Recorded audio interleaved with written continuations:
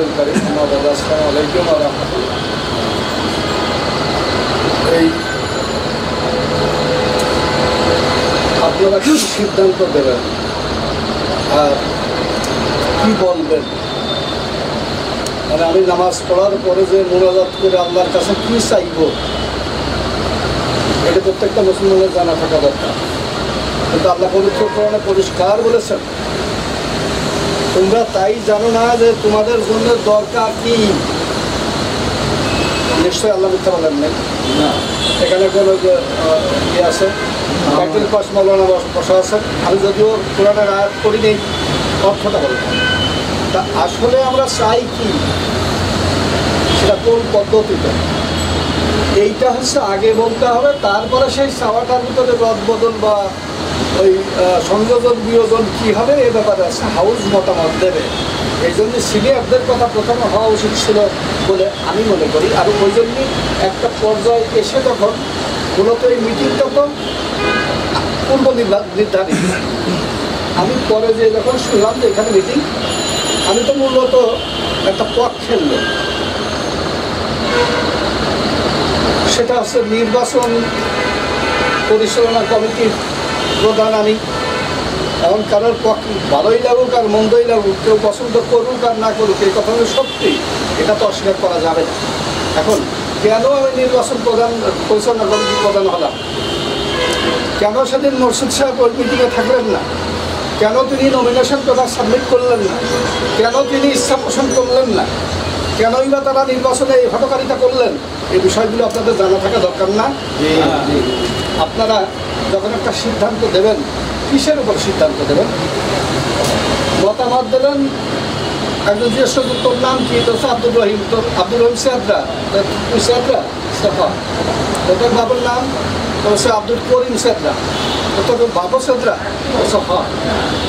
তো সে তোর বাড়ি কোন জায়গা? সেদরা। তোমার বাড়ি সেদরা মানে আরো সেদরা আছে? বলছে তো বাজান কত আছে সেদরা? 250 ঘর। 250 ঘর ধরেই সেদরা? বলছে বাজান রে সেদরা হওয়া ভালো, এত সেদরা হওয়া ভালো। এখন নেতা হওয়া ভালো, এত নেতা কিন্তু আবার ভালো না। অতি সন্ন্যাসীতে গাদর নষ্ট। It is known to all, maybe I am XYZ, আমি যেই হই না কেন হটাইছে। And what is the meaning of the opinion? আমি কি বলছি, কেন বলছি, এর অর্থটা কি? যদি গ্রহণযোগ্য হয় তাহলে সেটা সিদ্ধান্ত আনতে হবে, তা না হলে বলবে তো অনেকেই অনেক কিছু। আর স্টেজে যখন ওঠে তখন কথা বলতে পারুক আর না পারুক, মোটামুটি মাইক্রোফোন কেউ ছাড়ি না আমরা। এটা হলো বাঙালির চরিত্র। দেখা যাচ্ছে ফেডারেশন উল্লেখ করতে পারতেছি না, উচ্চারণ হচ্ছে না ফেডারেশন। আমি নেতা। সেদিনকে এক সাংবাদিক বক্তব্য রাখার সময় প্রেস কাউন্সিলে বলতেছে কি, এটা ফেডারেশনটাতে সে যা বলিছে আমি সেই ভাষাটাই মনে করতে পারছি। মানে ওইখানে যে জ্ঞানী লোকগুলো ছিল তারা প্রত্যেকে হেসে যাচ্ছে। এই যদি হয় জাতির বিবেক, তারা যদি হয় নেতা, সেই নেতারা যদি নেয় কোনো সিদ্ধান্ত, তা কতটুকু কার্যকরী হবে জাতির জন্য আমার বক্তব্য নয়।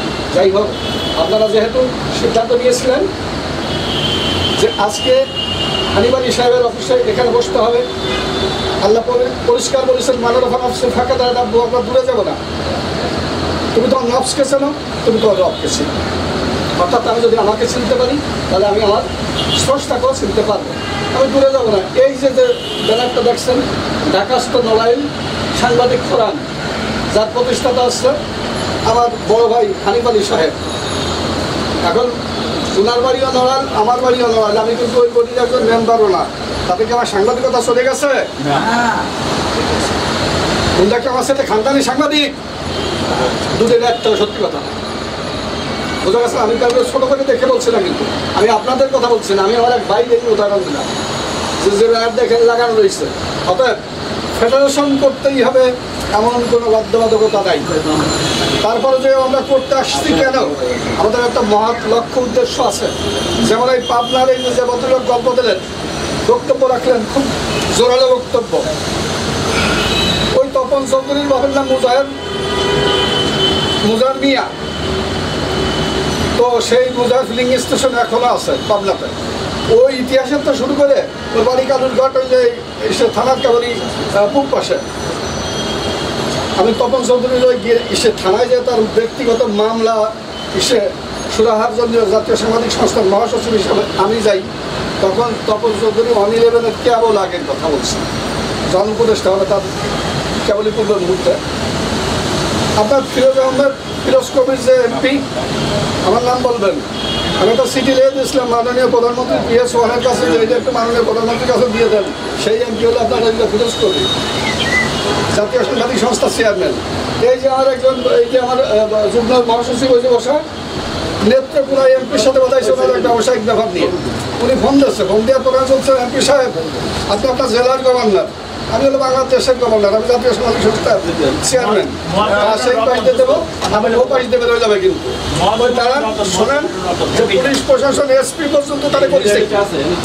এখন কথা হচ্ছে কি, আমি যেমন দরকার নাই একটা উদাহরণ বললাম, তো এই উদাহরণ কিসের? তার মানে আমরা যে জায়গাতে আছি আল্লাহর আমাদের পরিচয়ের জন্যই এবং দেশকে চিনার জন্য আর চিনানোর জন্যই আল্লাহ তাআলা রব্বুল আলামিন যা দিয়েছেন, কোটি কোটি শুকরিয়া, অতিরিক্তের দরকার নেই। এখন সেই অতিরিক্ত যদি করতে যাই, তাহলে সেটা যদি হয় সম্মানজনক এবং জাতির কল্যাণজনক, দেন সেখানে আসি। আর যদি তা না হয়, তাহলে আমাদের এই অর্জিত সম্মান, এই অর্জিত অবস্থান, এটা তো আমরা চাপা দেওয়ার জন্যই আর ধ্বংস করার জন্য আমরা কেউ এই জায়গায় আসিনি। সেজন্য কি ফেডারেশনে আইসি? কেউ আসেনি। অতএব আজকে যখন সেই মহৎ উদ্দেশ্য বাস্তবায়ন করার জন্য আমরা এখানে এসেছি, আপনারাই আমাকে দায়িত্ব দিয়েছিলেন। আজকের এই পরিস্থিতি, ফেডারেশন নির্বাহী পরিষদের মেয়াদ শেষ হয়ে যাওয়ার পরে যে আমি প্রেস কাউন্সিলের ভেতরে সেদিন আমি কিন্তু এই ক্ষমতা আমার হাতে 6 মাস 1 বছর দিয়ে রাখতেও পারতাম, বলেন পারতাম না? আমি একটা মুহূর্তে রেখেছি, সাথে সাথে প্রেস কাউন্সিলে আপনাদের ক্ষমতা আমি জিম্মাদার ছিলাম, আমি আপনাদের হাতে বুঝে দিয়েছি। সেদিন যাদেরকে ভালোবেসে এই কমিটিটা যাদের হাতে তুলে দিলাম, সেখানে কিছু একজন আহ্বায়ক, একজন সদস্য সচিব ছিল না সেই সব আহ্বায়ক কমিটিতে। নিঃসন্দেহে তাদের নাম যখন আমি প্রস্তাব করেছিলাম, ওই নামগুলো আমার প্রিয় লোক না হলে এবং পছন্দের লোক না হলে আমি সেই নামটা প্রস্তাব করি নাই সেখানে। কিন্তু আজকে কোথায় এবং পরিণতি কী হলো? আমি তাদের শত্রু হয়ে গেলাম এবং তারা ফেডারেশন থেকেই আউট হয়ে গেল। লাভ কী হলো? তাহলে যাদেরকে ভালোবাসলাম, যাদেরকে যোগ্য মনে করলাম, যাদের কাছে ক্ষমতা অর্পণ করলাম, তারা আরও বড় হোক, আরও ভালো কিছু করুক, এটা চাইলাম, হয়ে গেল তার বিপরীতটা। এরপরে কি হলো? সমন্বয় কমিটি করে দিয়ে দিয়ে এই শামসুল আলম তারা প্রধান সমন্বয় করে দিয়ে, সমন্বয়কারী করে দিয়ে, যে কমিটি করে দিয়ে দিলাম। রেজাল্ট কি হলো? এই যে আপনারা দেখলেন। এই প্রতিষ্ঠাতা চেয়ারম্যান যদি এই সাহেবের কথা বলি, SM মোরশেদ সাহেবের কথা বলি, সেদিন প্রেস কাউন্সিলে তথা রিপোর্টার্স ইউনিটিতে কীভাবে তিনি প্রতিষ্ঠাতা চেয়ারম্যান হলেন? আমি কি কোনো জায়গাতেই প্রার্থী হয়েছিলাম বা প্রতিদ্বন্দ্বিতা করেছিলাম? আপনারা বলতে পারেন? আমারও বহু বলার পরে যে আমি পরে দৌড়ে মাপ চাইছি যে আমার এত নেতা হওয়ার দরকার নেই। তার কারণ স্বাধীনতা অর্জনের চাইতে স্বাধীনতা রক্ষা করা কঠিন, এটা সবাই জানে। দায়িত্ব নেওয়া আর দায়িত্ব পালন করা, এটা আকাশ আর পাতাল পার্থক্য। সুতরাং আমার পরে এমনি যে লোড রয়েছে, আমি তো সেইটুকু বলতে পারি না। শুধু শুধু আপনাদের আর একটা বোঝা আমি নেব, আমি তো গন্তব্য পৌঁছতে পারবো না। অর্থাৎ আপনাদের যে শ্রদ্ধা ভক্তি আছে, সেইটা আরও হ্রাস পেয়ে ওটা নষ্ট হয়ে যাবে। এখন সেইখানে তাই হলো প্রতিষ্ঠাতা চেয়ারম্যান মোরশেদ সাহেব আল্লাহ ভাগ্যে রাখছিল মাধ্যম হিসেবে। আমরা যেহেতু ভালো কিছু করব এবং ব্যতিক্রম কিছু করব, সেই জন্যই প্রতিষ্ঠাতা চেয়ারম্যান হলেন উনি। তাহলে আপনাদের নেতাদের শুরু থেকে আজকে পর্যন্ত যেসব নেতা, এদের চরিত্র এবং এদের আগমন কীভাবে ঘটলো কম বেশি আপনারা জানলেন এই সংক্ষিপ্ত পরিসরে। এখন কথা হচ্ছে 7 তারিখে যখন মিটিংয়ে ফাইনাল, আমি 28 তারিখের মিটিংয়ে যখন নমিনেশন পত্র যাচাই বাছাই এবং চূড়ান্ত ঘোষণা হবে, এটা যখন 5 সদস্য বিশিষ্ট কমিটি বসার পরে যায়, সেখানে মোরশেদ সাহেবও ছিল, অতএব অস্বীকার করার কোনো সুযোগ নেই। তো সে জায়গায় বসে দেখলাম আমরা কাস্টডিওতে চলে গেছি। মানে মোরশেদ সাহেবও কাস্টডিওতে, আমিও কাস্টডিওতে।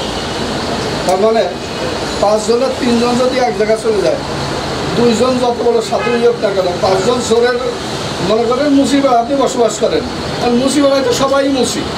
কারণ গণতান্ত্রিক অধিকার ভোট যখন নিতে যাবেন তখন দুইজন মৌলানা সাহেব রয়েছে, ওই দুই মৌলানা সাহেব যত ভালো লোকই হোক না কেন ভোট তো হলো দুইটি, আর মুসিবাড়া ভোট তো মেলা। কারণ গণতান্ত্রিক পদ্ধতিতে সেই মৌলানা সাহেবের কোনো দাম হবে না, অবস্থাটা হলো তাই। এই জন্যই গণতন্ত্র যে তৈরি করেছে আব্রাহাম লিঙ্কন সে নিজেই বলে গেছে, ডেমোক্রেসি মেবি রাইট মেবি রং। এটা স্থানকাল পাত্র হয়ে কোনো কোনো জায়গাতে সঠিক, কোনো জায়গাতে বেঠিক। এখন ঠিক সেরকম একটা পরিস্থিতি 28 তারিখের মিটিংয়ে হওয়ার কারণে আমি তখন সুকৌশলে, জানি নেই বুঝি নেই এরকম মনে করেই সুকৌশলে 28 তারিখের সিদ্ধান্ত ফাইনাল না করে আমি চিন্তা করলাম তাহলে প্রার্থী এবং এই কমিটি এই সমন্বয় আর একটা ডাক দিয়ে তারপরে ডিসিশন থ্রো করি। সবার উপস্থিতিতে যদি এই কথাগুলো বলা হয় তাহলে হয়তো এই সত্যি কথাগুলো অনেকে বুঝবে। সেজন্যই 7 তারিখের মিটিং কল করা হলো। 7 তারিখের মিটিংয়ে মোর্শেদ সাহেব যে কারণেই হোক না কেন উনি গেলেন না।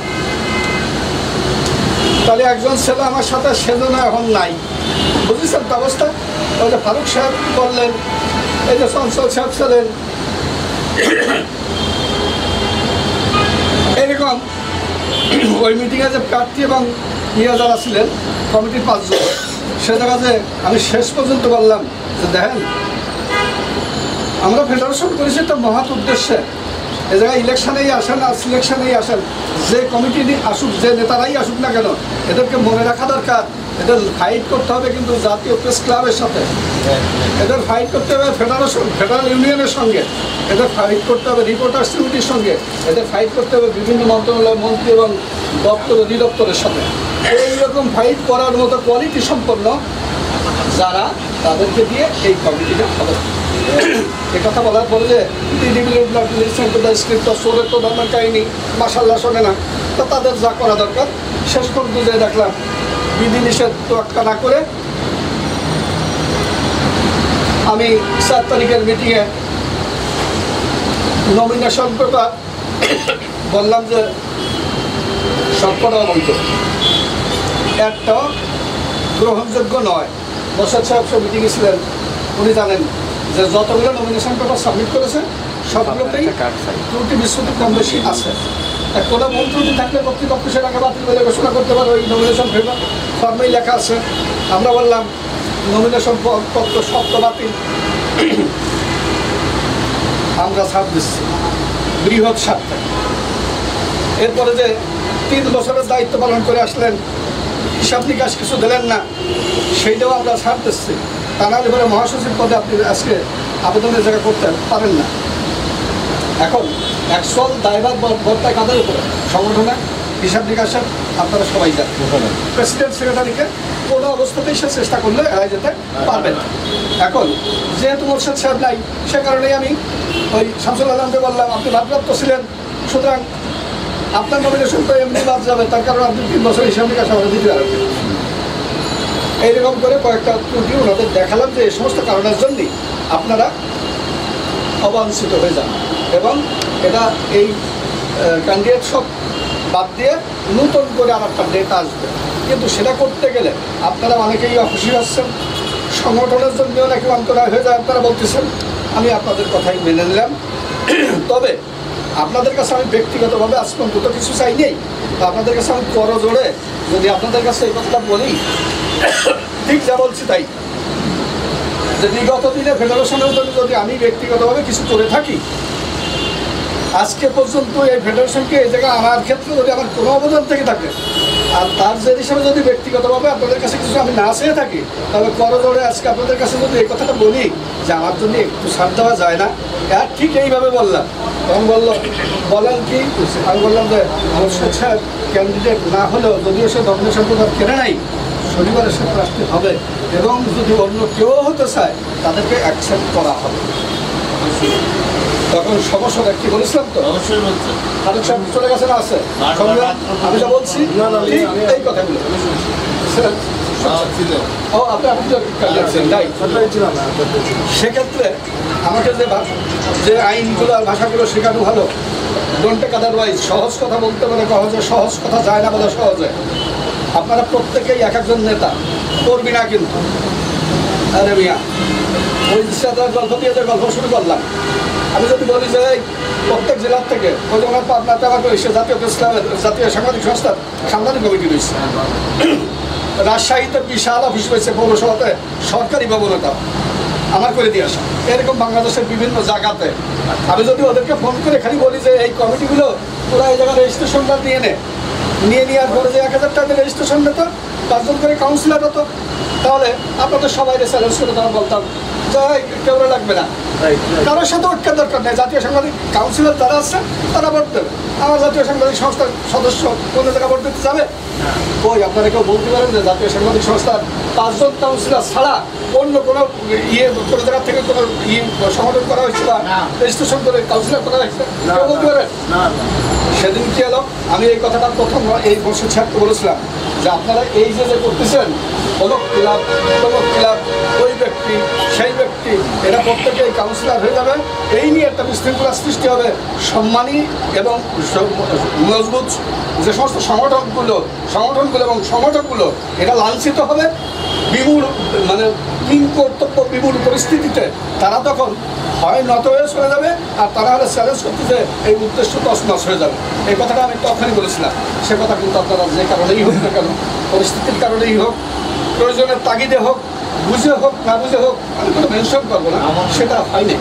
তাহলে সেটা না হওয়ার কারণে আজকে পরিণতি কী হলো, কাউন্সিলর যারা হলো সেখানে দেখা গেছে এরপরে বলতেছে প্রার্থীরাই বলতেছে federation of Bangladesh journalist organization অবলিক আসন, কি আপনারা বলতেছেন না? এখন তা শুনতে আসছে কেন? তাহলে ওই যে কথা বলেছিলাম কি হলো, অবলিক আসন আইনি সহায়তা কেন্দ্র, এখন ওরা বলতেছে, আমি বলছি এখন। তাহলে আজকে আপনারা একটা দাবার গুটি চালতে গেলে একজন সৈনিক যারা দাবা খেলা জানেন 3টে কোট হিসাব করে তারপর একটা গুটি চাল দিতে হয়। আপনারা যারা সংগঠক তারা আপনাদের পরবর্তীতে কী হতে পারে এই কথাটা আগে না ভেবেই আপনারা একটা সিদ্ধান্ত দেবেন।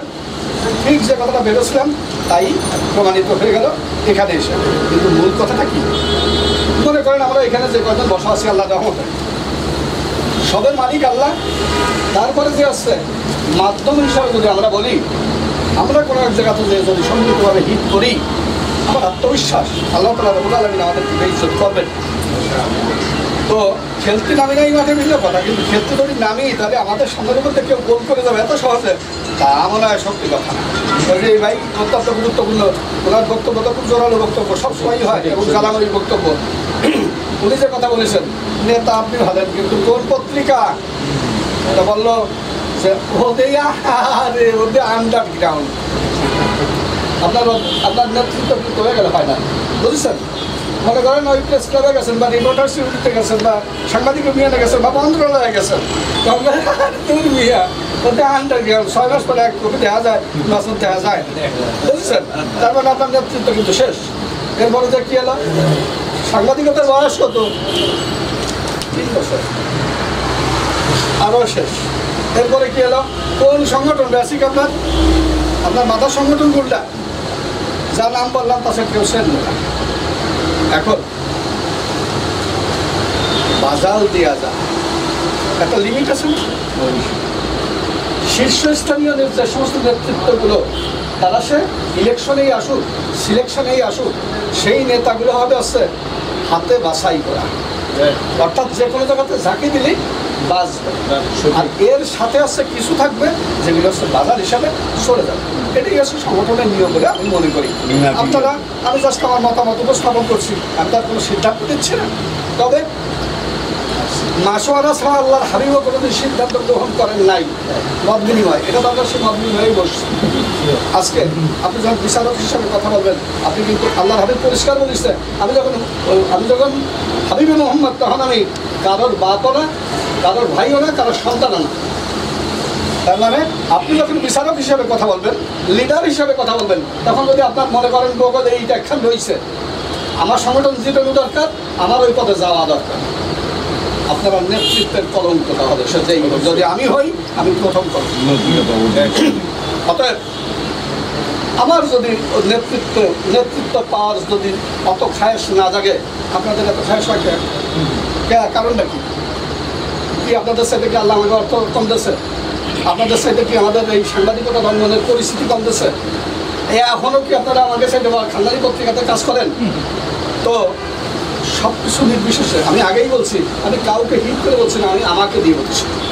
তাহলে এরপরে যাইও যদি বলি যে আপনারা করেন, সাথে আছে, বিগত দিনে যদি তাই থেকে থাকি, তাহলে এই কথাটা যদি আমরা বলি, টু ফাস্ট প্লিজ, এই কথাটা আসে হচ্ছে বিদেশে, উন্নত বিশ্বের দেশগুলোতে। আর আমার সারা এই দেশে কি বলেন, আগে একটা থাম, আগে আমি যে ওর পাতলে চাল নেই কিন্তু, অথবা ওর কোনো ব্র্যান্ডের লোক। এখন আপনি যতক্ষণ পর্যন্ত আরেকটা লোককে সম্মান না দিতে পারবেন, স্বয়ং আল্লাহ রব্বুল আলামিন আপনাকে সম্মান দেবেন। আর যদি আপনি নত না হন, আন্তরিক না হন, নীতিবান না হন, আমি আপনাদেরকে চাপা দিয়ে বোঝালাম, কিন্তু আসল সত্যি কি সেটা তো ওই যে আগেই বলছি, আল্লাহ তাকসিরুল মেজান ফাবি এই আলা ইরাব্বিক মাতু কাজবার পবিত্র করে আলোচনা রহমান আছে না? ওই জন্য হচ্ছে বিশ্বের সবচেয়ে বড় আদালত হচ্ছে মানুষের বিবেক। আপনি আপনার বিবেকের কাছে প্রশ্ন করলে তখন কিন্তু আপনি অস্বীকার করে যেতে পারবেন না। অতএব নেতৃত্বে যারা থাকবে তাদের প্রত্যেকের এই বিবেকটুকু থাকা দরকার।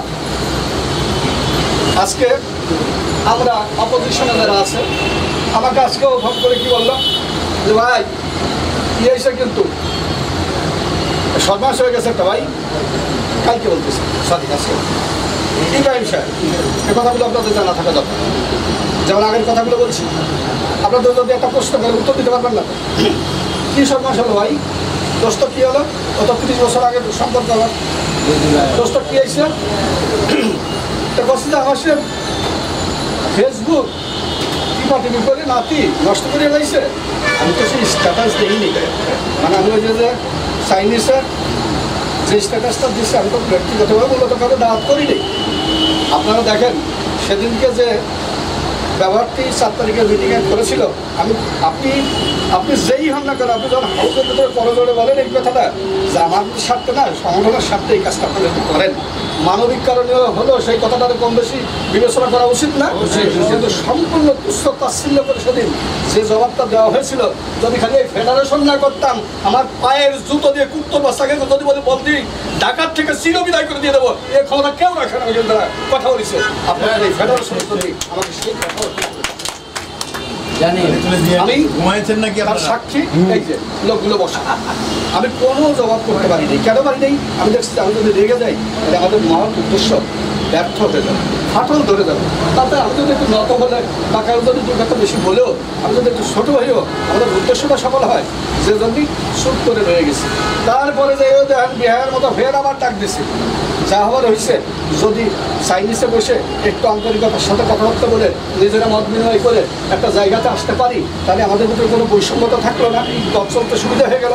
আজকে আপনারা যত কথাই বলেন না কেন, আপনারা যত শক্তিশালী হন না কেন, একটা লোক যে 15-20 জন যে বললো যে we are the part of federation, আমি প্রেসিডেন্ট, আমি সেক্রেটারি, আপনারা সবাই গেলেন, দুটো ভাগ হয়ে গেল।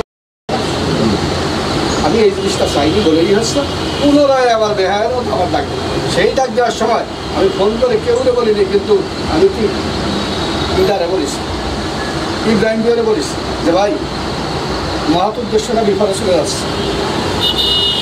আমি একটা স্ট্যাটাস দিই, তুমি ডাক দিলে হয়তো মোর্শেদ সাহেবের কাছে তোমার ইজ্জত যাবে না, আবার মোর্শেদ সাহেব ডাক দিলি তার ইজ্জত যাবে না, তোমার ইজ্জত নিয়ে তোমরা খাওয়া তোমাদের মেলা ইজ্জত, আমার তো আল্লাহ এত ইজ্জত দেয় নেই, আমার ইজ্জত যাবে না, আমার নাই ইজ্জত, তাহলে যাবে কোন যাবে?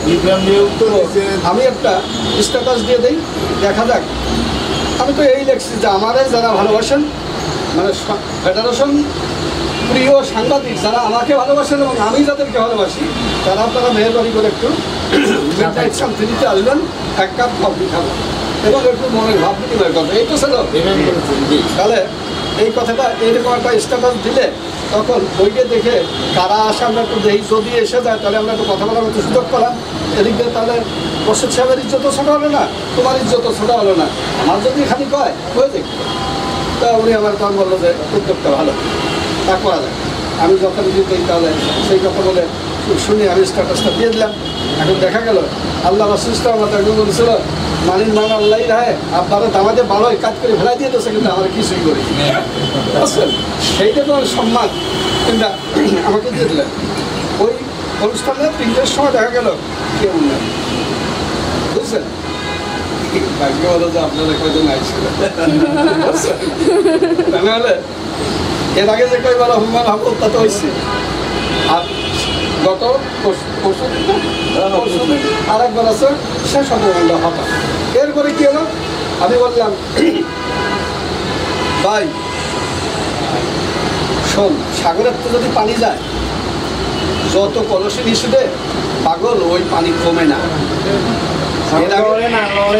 নড়ে না তা আমি তো তা হতে পারিনি তবে আমার গুরুজন এই কথাটা বলেছিলেন আমি এই জন্যই এতদিন পরিস্থিতি করছে তোকে সম্মান আছে তাই ডুবে যাচ্ছে ক্ষয় হয়ে যাচ্ছে আমার নাই তা যাবে কোথায় আজকে বললাম তুই আমার কথা যদি শুনিস তাহলে এই মিটিংয়ে আজকে আয় তোলা আমি আর একবারও বললাম এতে তোদের কল্যাণ হবে ভালো হবে তা না হলে হিতের বিপরীত হবে আমার কথাগুলো লিখে রাখিস কোনো একদিন পারলে ফেরত দিস এই কথা বললাম ও আবারও বললো আমার লোকজন নিয়ে আজকে হাজির হবো আজকে কিন্তু হাজির হওয়ার কথা বুঝেছেন তাহলে আপনাদের সবার জানা থাকলো আপনাদের কাছে যদি কেউ একটা প্রশ্ন করে তখন স্থায়ী পরিষদের চেয়ারম্যান নির্বাহী পরিষদের মেয়াদ শেষ হয়ে যাওয়ার পরে যে সিস্টেমেটিক অনুযায়ী অ্যাকর্ডিং টু কনস্টিটিউশন আমি হচ্ছে অথরিটি আমি XYZ যেই হই না কেন আপনার এখানে ভালো লাগুক আর না লাগুক আপনি অথরিটি আপনি তো বলবেন ওই